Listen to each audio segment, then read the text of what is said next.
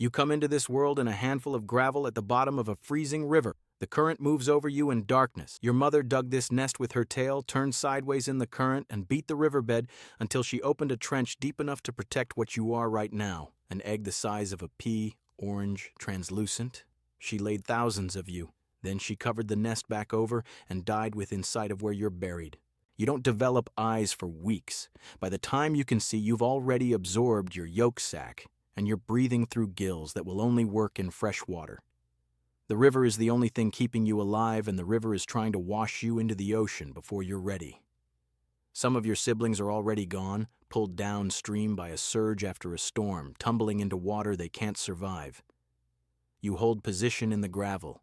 Your body is transparent. If a trout looks directly at you, it sees right through to the rocks behind. When you finally emerge from the gravel, you're maybe an inch long, soft-bodied, with a stripe down each side and a frantic heartbeat. The first thing you do is hide, under rocks, in the shadows near the bank, pressed flat against anything that breaks the current.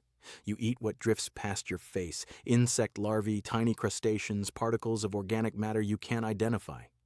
You don't hunt, you intercept. A kingfisher lands on a branch directly above you. It can see better underwater than you can. It tilts its head, locks on, and dives.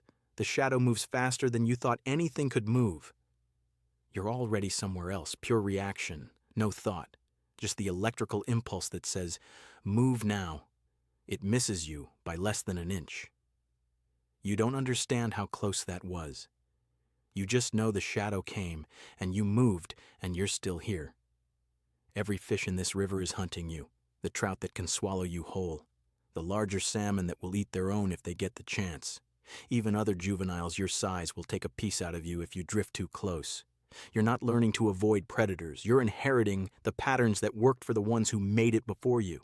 Here's what nobody tells you about salmon. You have to leave, not because you want to, not because the river is running out of food, because something in your body changes without asking you first. Silvering, they call it.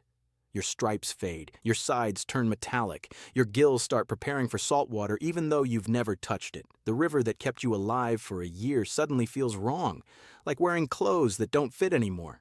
You turn downstream and swim towards something you have no memory of. The estuary is where everything you are gets tested.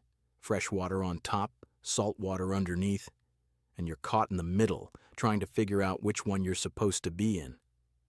Your body is rewriting its own chemistry. The cells that regulated fresh water are dying. New cells are building that can handle salt. You're not transitioning, you're replacing yourself from the inside while the water around you shifts with every tide. Some don't make it through this. Their bodies can't flip the switch fast enough. They end up in water that's half salt, half fresh, and their systems stall out trying to handle both. You find them sometimes drifting near the surface, gills moving, but nothing working. You keep swimming. The ocean hits you all at once. It's bigger than the concept of big. The river had banks. The river had a bottom you could see. This has nothing. Just blue in every direction, cold, deep, and filled with things that make the kingfisher look like a practice round. You nearly die in the first week. A seal comes out of the darkness below, fast, smooth, with eyes that tracked you from 30 feet away. You cut left, it follows. You cut right, it's already there. What saves you isn't speed, it's the school. 200 other salmon, all your size, all moving in sync. The seal takes one from the edge, and the rest of you tighten formation and keep swimming. You eat, and you grow, and you learn the ocean in ways the river never prepared you for. Depth, temperature, currents that move in layers, each one going a different direction. You follow the food, krill, small fish. Anything with enough protein to build the muscle you're going to need. Every day you're bigger. Every week you're faster. You're becoming something the river couldn't hold.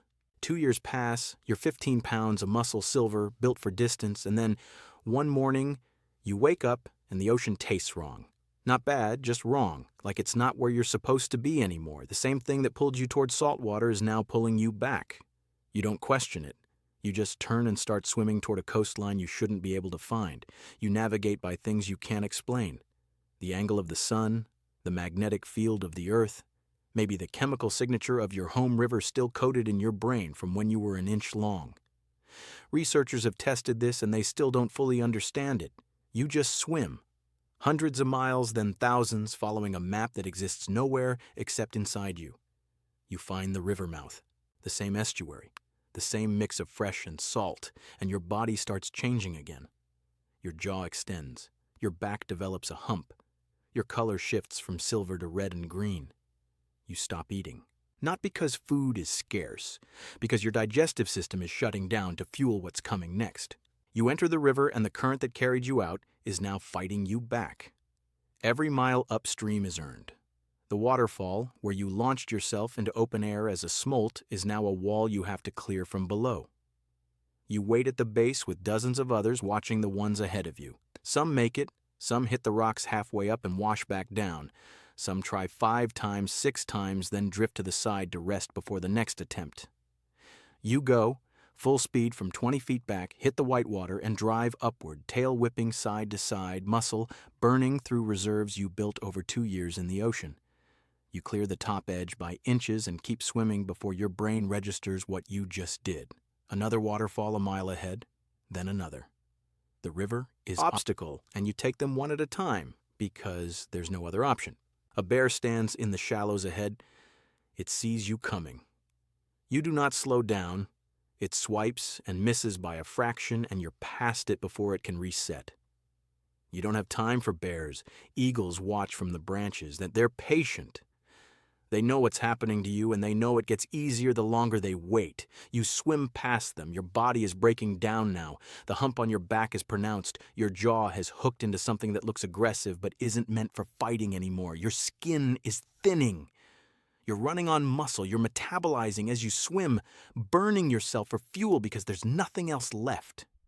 You recognize the tributary. You've never seen it before, but you know it instantly. The chemical signature, the temperature, the angle of the current. This is it. This is where you started. You turn into water so shallow your back breaks the surface. The gravel bed appears ahead. Other salmon are already here, some digging, some paired off, some just holding position in the current. You find a spot. A female is already working it, turning on her side and beating her tail against the rocks, clearing a depression in the gravel. You move in beside her. Another male appears from downstream. He's bigger than you, fresher, less damaged. He tries to push between you and the female. You don't move. He pushes harder. You shove back. It's not a fight, just pressure. 2 bodies in the same space with neither willing to leave. He's stronger, but you got here first, and that matters more than size right now. He holds for a moment, then drifts back and finds another spot 10 feet away. The female drops her eggs, thousands of them, pale orange, settling into the gravel depression she spent the last hour building. You move over them and release milt, a cloud in the water covering everything she just laid. She's already moving upstream, digging another nest. You follow. Another male tries to slip in. You block him. She drops more eggs. You fertilize them. This repeats 4 more times over the next 6 hours. When it's done, she drifts to the side of the stream and settles into a shallow spot behind a rock. You do the same. Your work is complete. The eggs are buried under gravel where the current will bring them oxygen for the next 4 months. Some will hatch, some won't. The ones that do will dig themselves out next spring and start swimming downstream toward the ocean, following the same chemical pull you followed back. They won't know you existed. They won't need to. Everything you knew is already coded in them. Your skin is falling apart now, white patches spreading, fungus growing on the edges. You're not rotting. You're dissolving on a delay. Your immune system shut down days ago to conserve energy for the swim. Now there's nothing left to conserve and nothing left holding you together. You drift in the shallow water. The current moves over you. A week ago, you could fight this current for miles. Now you can't hold your position behind a rock. Other salmon float past, some still moving, some already gone.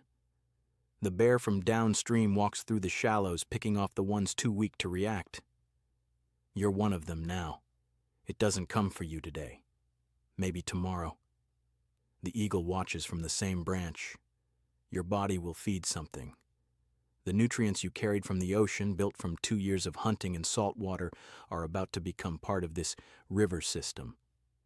The plants along the bank, the insects in the shallows, the birds, the bears, everything here runs partially on salmon. On you. Researchers have traced ocean nitrogen in tree rings half a mile from the water. You didn't just come here to spawn. You came here to become part of the system that built you. 5 species of Pacific salmon run this cycle: sockeye, chinook, coho, pink, chum. Every single one dies after spawning. Not most, all. It's not failure, it's design. Atlantic salmon can spawn multiple times. Pacific salmon burn everything in one trip. Your body was built for this specific trade: ocean growth for river fuel, maximum distance for maximum nutrient transfer. The longest documented salmon run is over 2,000 miles. Chinook in the Yukon River system swim from the Bering Sea to central Canada. They arrive so exhausted they're barely recognizable as the fish that left the ocean. But they arrive. The eggs are laid. The system continues. You stop moving. The current pushes you into the gravel where your own eggs are buried 3 feet away. You won't see them hatch. You were never supposed to. Everything you were built to do is already done. The salmon that hatched in the gravel above you will never know you were here. They'll swim the same path, fight the same current, burn themselves down to nothing in the same shallow water. This isn't tragedy. This is the contract. Every nutrient you carried from the ocean is now part of the river that made you. The trees will grow from it, the bears will winter on it, and next year, another generation will come back to die in exactly the same spot, continuing a cycle that's older than the mountains around you.